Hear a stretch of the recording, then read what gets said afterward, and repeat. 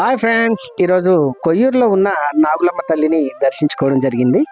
Bhupalpally bus ఎక్కి Nagulamma stage దగ్గరికి ticket తీసుకొని అందమైన ప్రకృతిని ఆస్వాదిస్తూ అడవి సోమన్పల్లిలో ఉన్న మానేరు అందాలను ఆస్వాదించుకుంటూ మా ప్రయాణం అలా సాగింది. స్టేజ్ వద్ద దిగి మెల్లగా నడుచుకుంటూ ఆలయ ప్రాంగణంలోకి వెళ్ళగానే ఎవరిదో మొక్కు ఉన్నట్టున్నది, చాలా కొబ్బరికాయలు కొడుతున్నారు.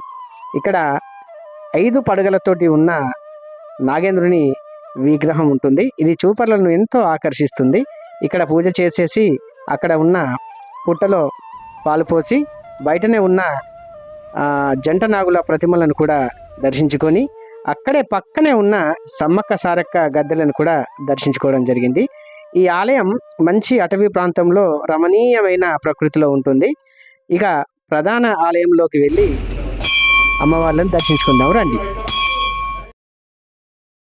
దేశం నలుమూలల నుండి నాగులమ్మ తల్లిని దర్శించుకోవడానికి వస్తారు. మీరు కూడా దర్శించుకొని తరించండి. సర్వే జన సుఖినో భవంతు. మీ దూడపాక శ్రీధర్.